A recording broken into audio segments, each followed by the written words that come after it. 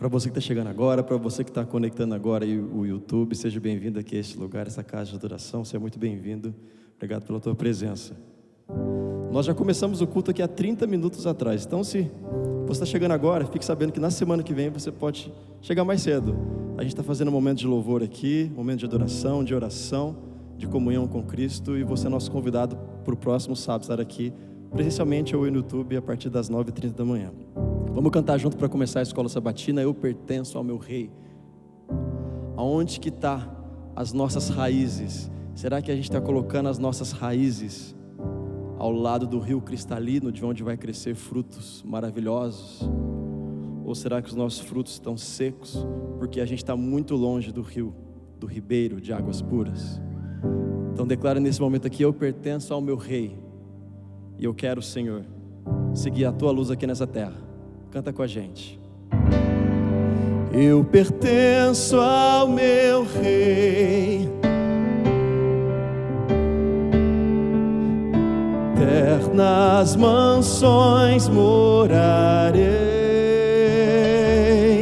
Já das glórias ouvi, lá da pátria de amor, com seus filhos as desfrutarei.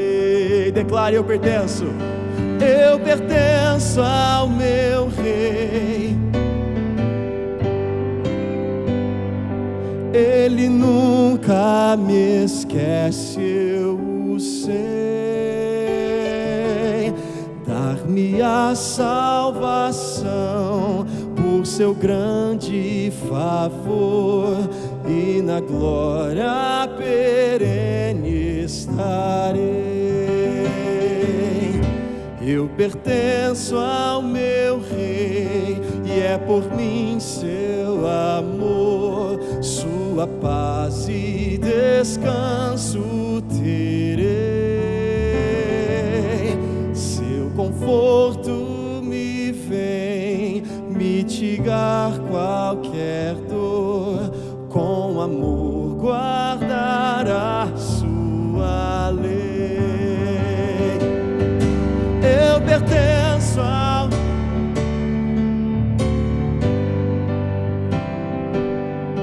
Ele nunca me esquece, eu o sei.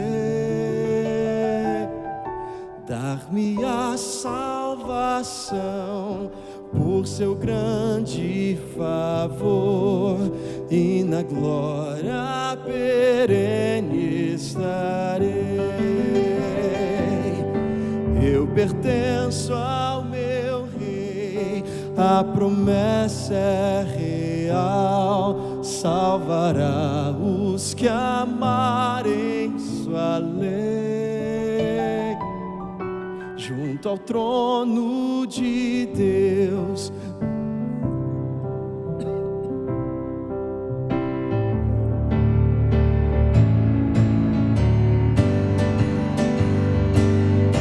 eu pertenço ao meu Rei, filho sou do Senhor.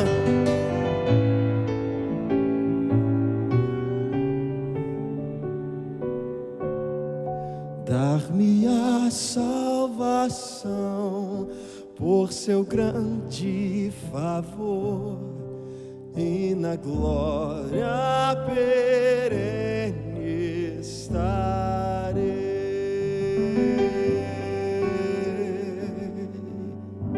Aleluia, amém. Bom dia, feliz sábado para você, feliz sábado para você que está assistindo pela internet. A história de hoje é do Informativo Mundial das Missões, é de uma adolescente chamada Aliandra. A Aliandra tem 17 anos e a princípio, quando ela era criança, ela tinha uma família no geral estabilizada. Ela conta que aos domingos eles iam à igreja, mas esse cenário, de uma forma abrupta, ele começou a mudar.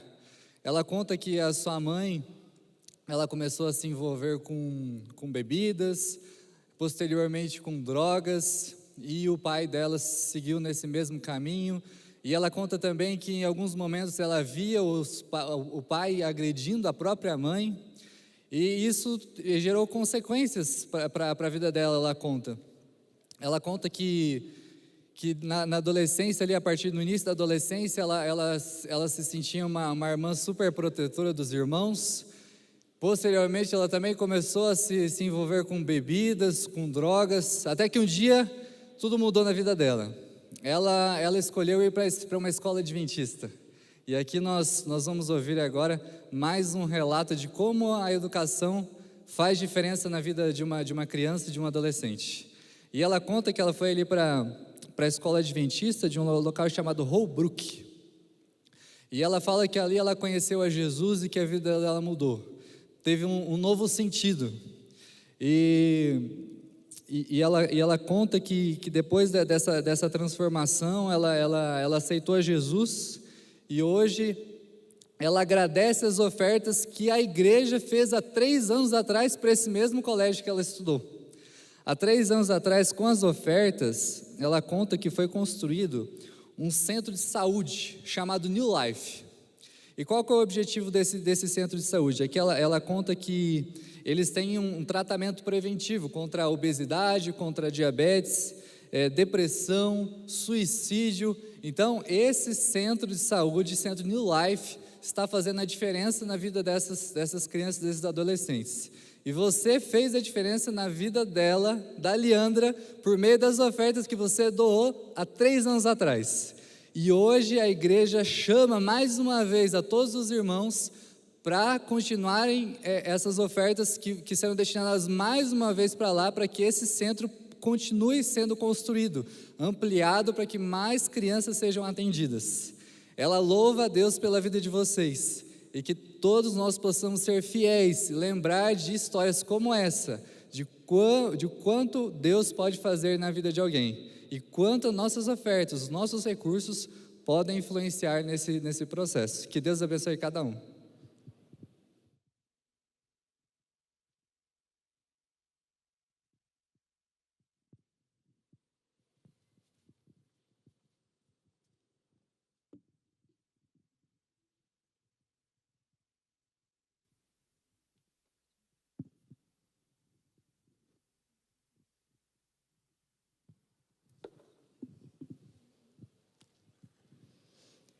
Bom dia, bom sábado a vocês que estão aqui na igreja, bom sábado a você que nos assiste de casa. É com muito prazer que estamos hoje, mais uma vez, recapitulando a lição da Escola Sabatina, que hoje fala sobre as raízes da inquietação. Para estudar essa lição com a gente, nós temos hoje a Luciene, um prazer tê-la aqui com a gente, e também o Marcelo. E antes de nós estudarmos, vamos pedir que Deus esteja ao nosso lado. E eu vou pedir para a Luciene fazer uma oração, por favor. Vamos orar. Senhor, obrigada pelo sábado e pela oportunidade de estudar mais uma lição do trimestre. Conduza a nossa conversa, conduza quem está nos ouvindo. Em nome de Jesus, amém. Amém. Eu gostaria de iniciar lendo o nosso verso principal, que está lá no livro de Tiago, no capítulo 3 e o verso 16, que diz o seguinte: onde há inveja e rivalidade, aí há confusão e toda espécie de coisas ruins. O autor da nossa lição, ele começa falando sobre uma árvore chamada o álamo tremedor. Não sei se vocês já tinham ouvido falar, eu nunca tinha ouvido falar dessa árvore. E fala de uma árvore que ela pode atingir de 15 a 30 metros de altura, e vive mais ou menos uns 150 anos. Só que existe uma característica muito interessante nessa árvore, que ela diz que finca as raízes numa extensão muito grande, né? E assim, é difícil de saber até onde essas raízes vão. Quando eu li isso aqui com o tema da nossa lição, que fala sobre a inquietação, eu fiquei pensando em nós como árvores, né? Que a gente aparenta uma coisa, mas as nossas raízes são tão fundas, e elas são tão vastas, que só Deus mesmo para saber sobre as nossas inquietações, né? Às vezes nem nós sabemos as coisas que nos perturbam, as coisas que nos inquietam. E para começar o que o nosso autor está falando, quando a gente fala sobre inquietação, uma das coisas que a gente pensa é na divisão. E é tão interessante como Jesus, ele declara, eu queria que você falasse isso para a gente, Marcelo, que ele diz que não venho trazer a paz, mas a espada. Por que Jesus fala que ele veio trazer essa divisão? A palavra diz algumas vezes, e a lição marcou essa peculiaridade, ela repete por 3 vezes a palavra digno.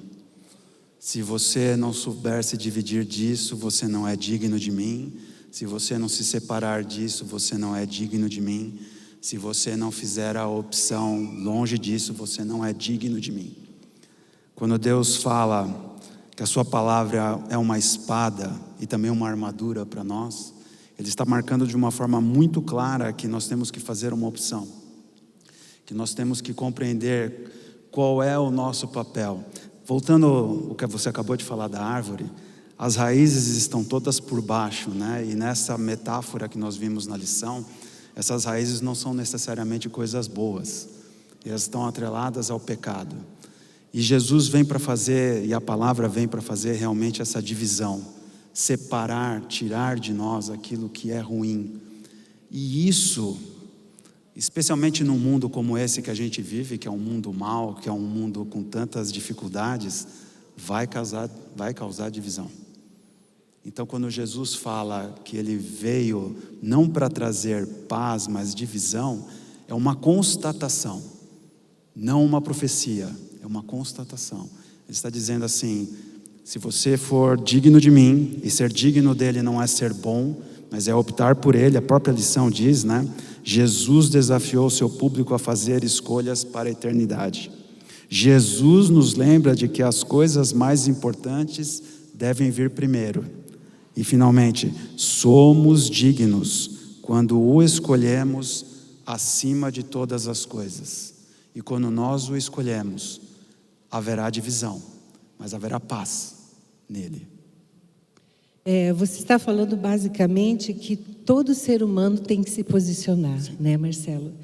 E essa divisão, como o próprio Jesus menciona, ela é feita às vezes até dentro das nossas casas, né? Porque às vezes pessoas que vivem conosco não pensam como nós e não vão tomar aquele posicionamento, né? E eu acho que Jesus, ele nos dá um ânimo assim, puxa, mesmo que eles não estejam ao seu lado, eu vou estar e vai valer a pena. Tem um exemplo muito conhecido, né? Aqui muitos devem conhecer a história do pastor Rodrigo Silva. E quando ele fez a opção por Cristo, e eu posso falar isso porque é uma história pública, ele foi colocado para fora de casa. Houve divisão. A opção por Cristo vai trazer paz para aquele que se alinha com ele. Mas pode, não necessariamente, mas pode haver divisão em maior ou menor medida. É verdade. Luciene, um dos primeiros pontos aqui que o autor fala da inquietação é sobre o egoísmo, né? E eu acho que não existe um indivíduo que não seja egoísta. Eu lembro tão bem uma vez que, numa pregação do pastor Fernando, que ele estava falando assim: vamos fazer de conta que você foi buscar uma tia muito querida sua na rodoviária. Quando você chega lá, aquela confusão, e você fica sabendo que um ônibus teve um acidente. E era bem da onde a sua tia estava vindo. Quando você vai se informar, não era o ônibus dela. Nossa, que alívio, né? Não era ela. Mas e todas as outras pessoas que estavam no outro ônibus e que tinham familiares e pessoas queridas? Então a gente tem essa característica egoísta, não é isso? Sim, a lição coloca o egoísmo como o centro, né? A primeira raiz de inquietação, a primeira raiz que nos leva à inquietação. E eu pensei bastante estudando aqui que nós temos que lembrar de 3 dimensões, e a história do ônibus ilustra bem. Eu vou viver a minha vida, eu vou fazer as minhas buscas nesta vida, vou trilhar o meu caminho, mas uma dimensão é o meu relacionamento com Deus, A segunda, o meu comigo mesma. E a terceira, o meu com o próximo. E a parábola de Lucas 12, que a lição cita, ilustra bem isso. O que Jesus condenou? Ele advertiu contra guardar só para si as riquezas e esquecer do outro. Então, se nós tivermos uma noção dessas 3 dimensões, isso nos ajuda na consciência sobre o egoísmo. Eu estou vivendo a minha vida sem pensar no outro. Essa é uma dimensão que precisa de atenção. Ou eu estou esquecendo do meu relacionamento com Deus.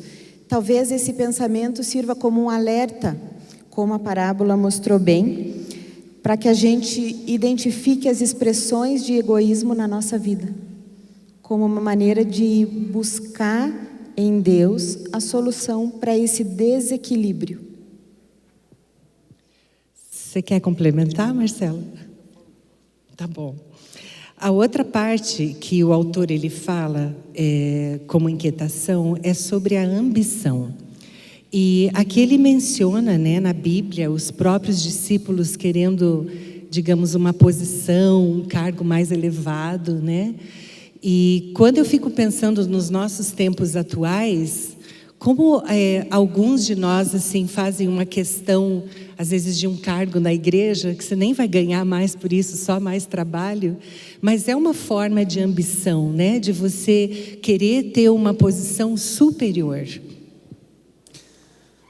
Todos esses 3 elementos da lição, e poderiam ter colocado vários outros aqui da natureza humana, que demonstra essas profundezas dessa raiz, mais uma vez, na metáfora da lição, elas todas, algumas são muito próximas, né? E essas 3 que nós estamos vendo aqui, me parece que são muito próximas. Veja, o que acontece na parábola aqui não é nada diferente do que aconteceu no Éden.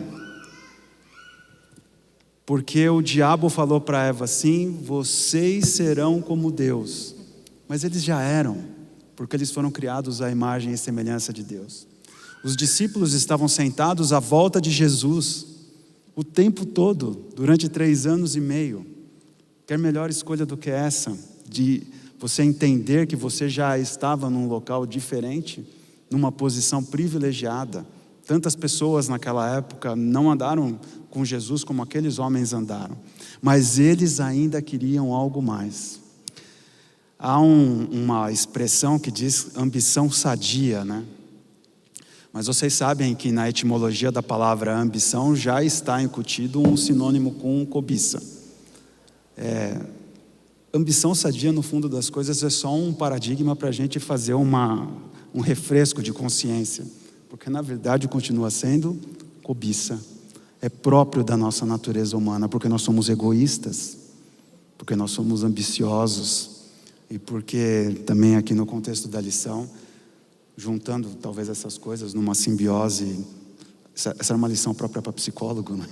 Numa simbiose nós também somos hipócritas, em maior ou menor medida, mas a ambição é algo muito próprio do ser humano, é algo muito próprio daquilo, e a gente vai ver isso mais no final da lição, do quanto nós necessitamos estar próximos de Jesus para não nos transformarmos em seres inertes, que também não querem nada, porque Deus nos colocou um desejo do bom, Deus nos colocou um desejo de buscar as coisas boas desse mundo, mas também para que nós não façamos com que esta ambição, que permeada pelo Espírito de Deus e pela presença de Deus na nossa vida pode ser algo bom para nós, nos leve para um momento de completa cegueira, de que nós só vemos a mais a próxima casa, o próximo carro, o próximo cargo na igreja, como você falou, né?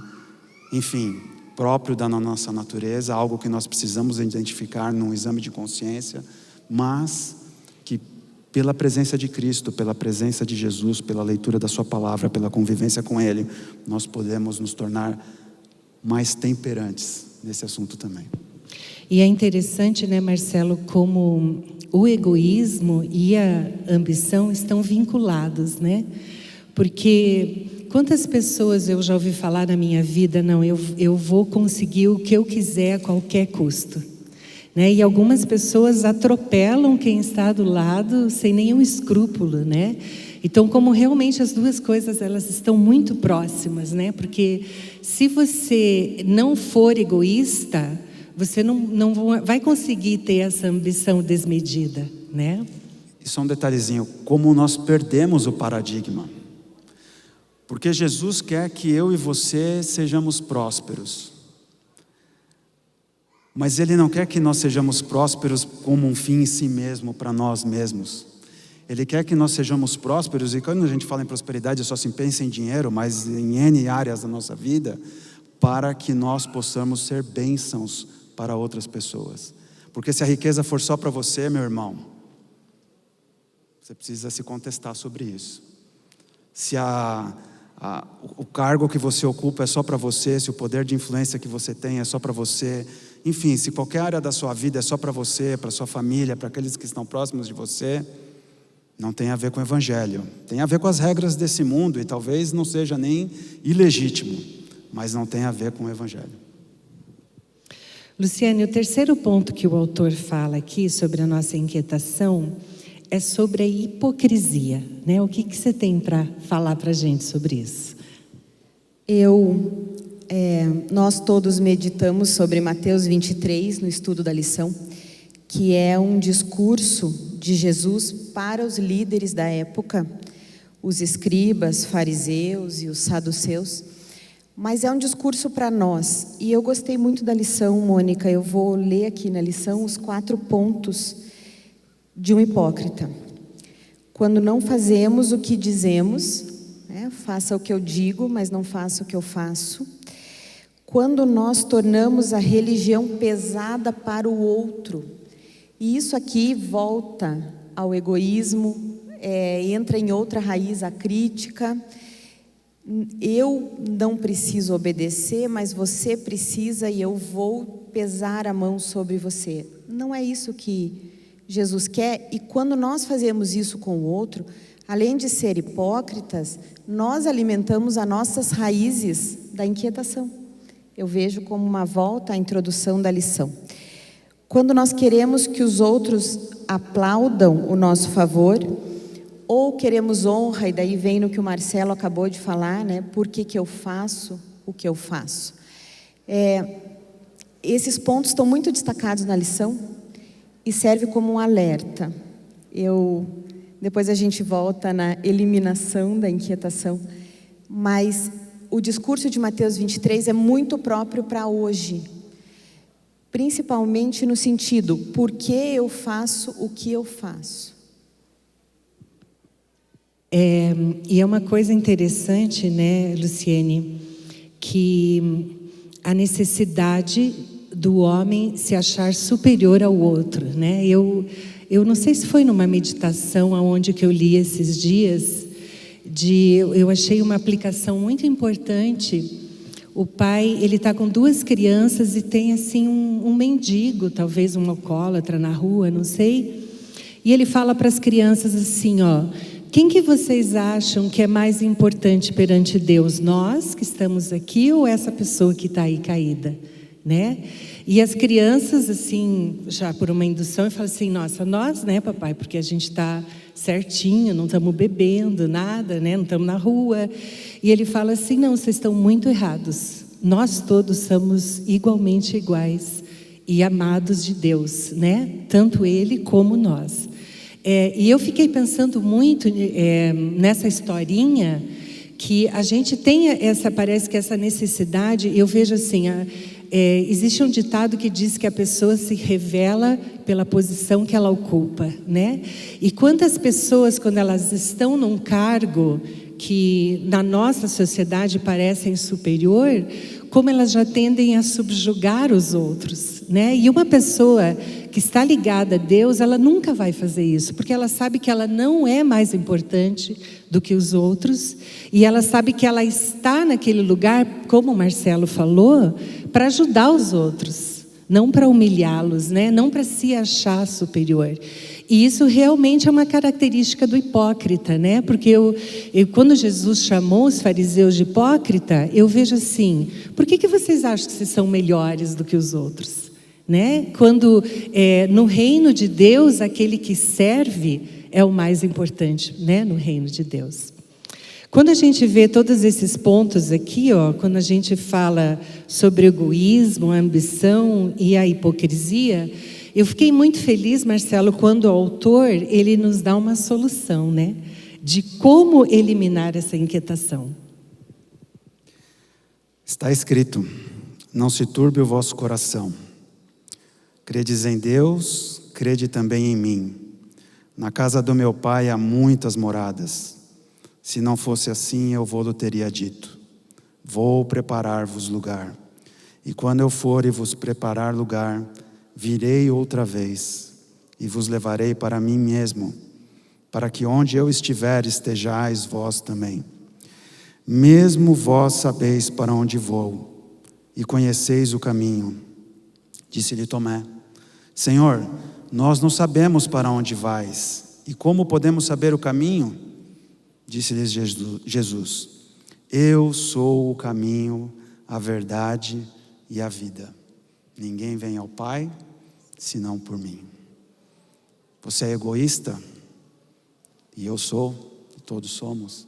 Jesus é a solução, o caminho, a verdade e a vida.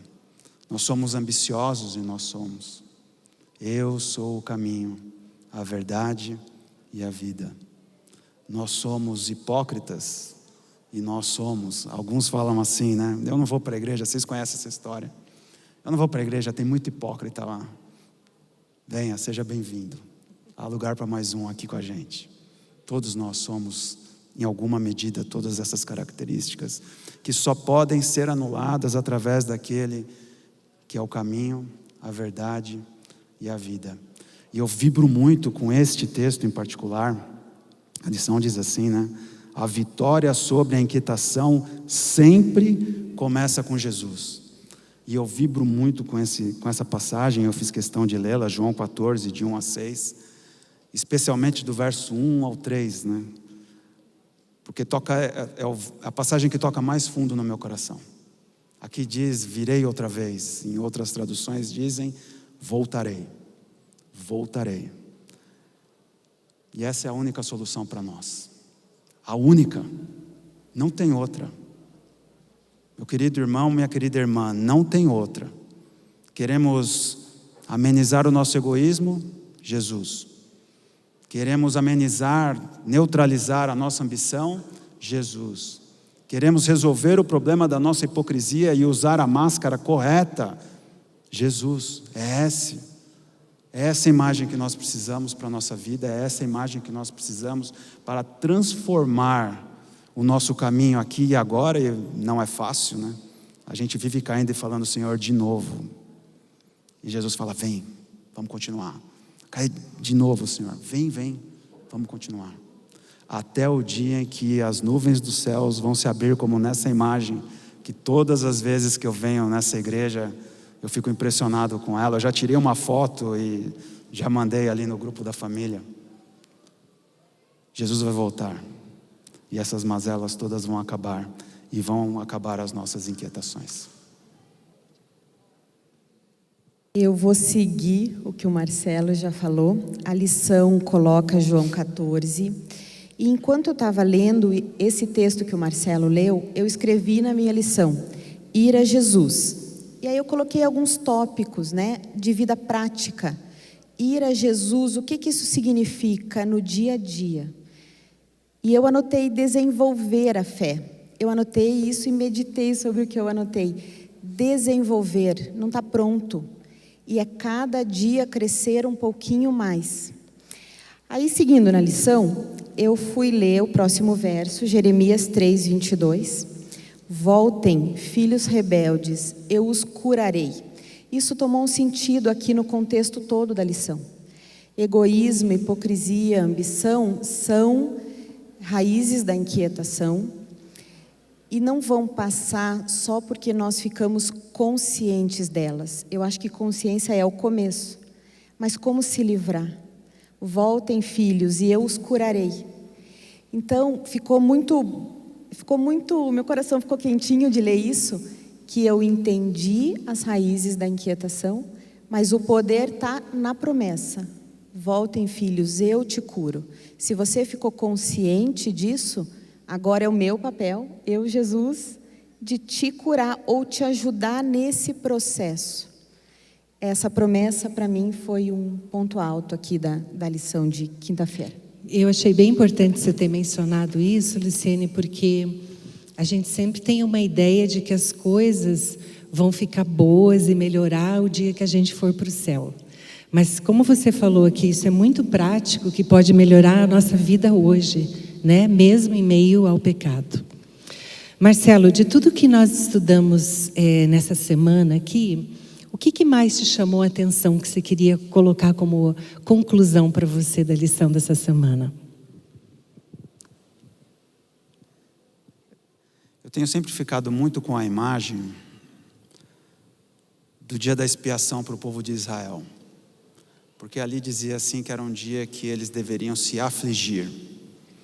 E quando a gente pensa em afligir, em aflição, a gente pensa em autoflagelo, alguma coisa assim. Mas em realidade Deus gostaria que nós fizéssemos esse exercício de cair em si, que é a compreensão correta dessa passagem. De entender quem nós somos, das dificuldades que nós temos, das limitações que nós temos, das amarras que essas raízes que nós temos e que ninguém vê, né? Às vezes a família da gente vê um pouquinho dessas raízes em casa. Às vezes os amigos da gente vê um pouquinho dessas raízes. Às vezes as pessoas do nosso relacionamento vê um pouquinho.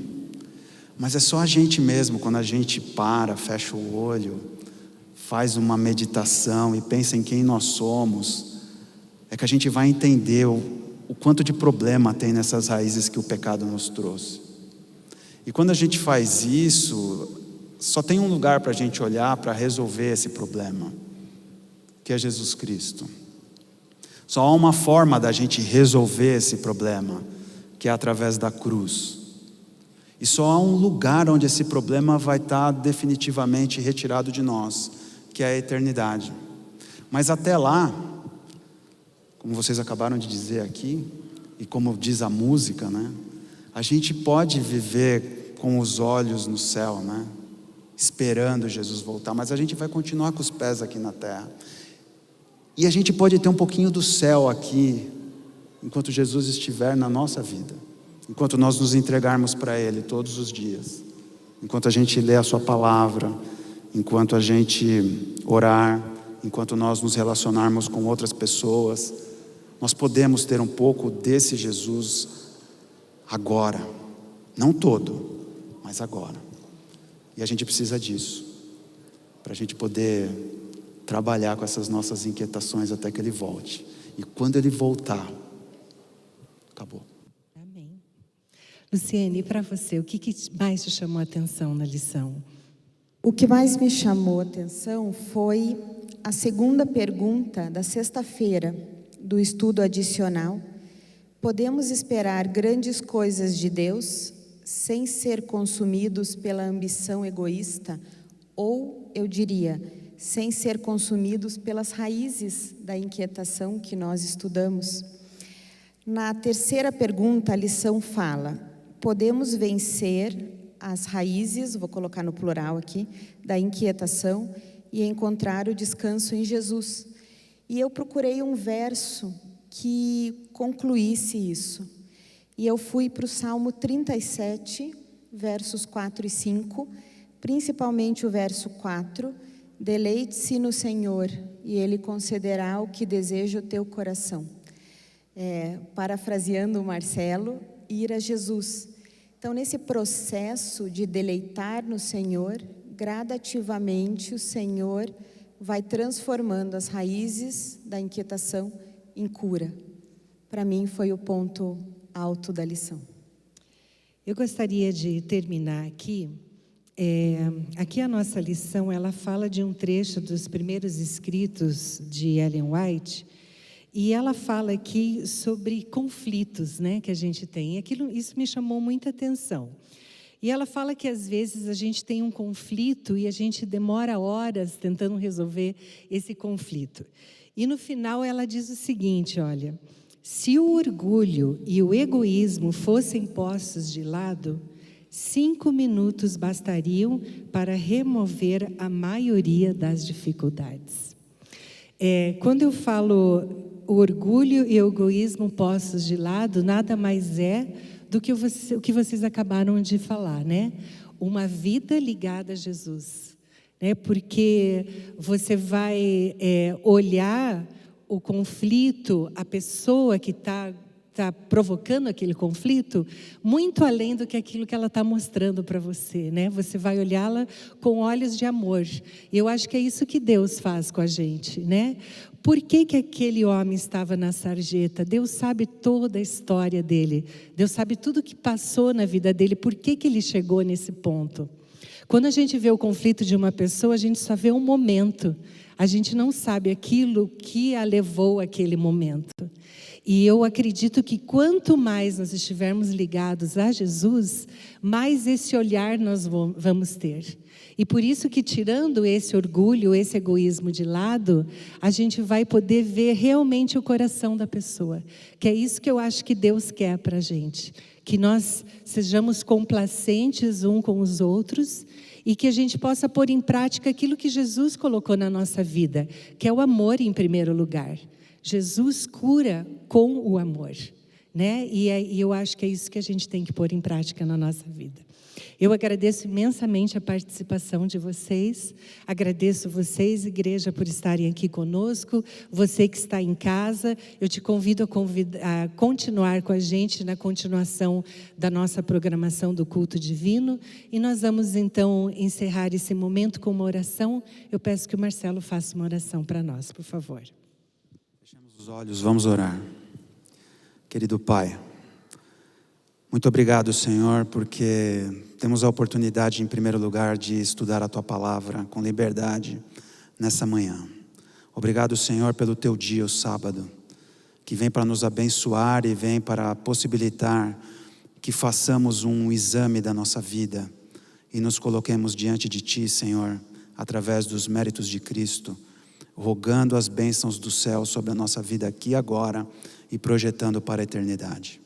Abençoa, Senhor, esta igreja, abençoa a sua liderança, abençoa o seu povo que está aqui presencialmente, mas também que está acompanhando pela internet. Que todos nós tenhamos a certeza, como vimos nesta lição, de que a despeito das ansiedades, das dificuldades e dos desafios que temos aqui agora, Jesus vai voltar. E quando Jesus voltar, as nossas raízes serão definitivamente cortadas do mal e nós estaremos ligados com o céu para sempre. Nos abençoa, Senhor, com a Tua presença, ilumina a nossa mente e o nosso coração também nesse dia. Em nome de Jesus. Amém.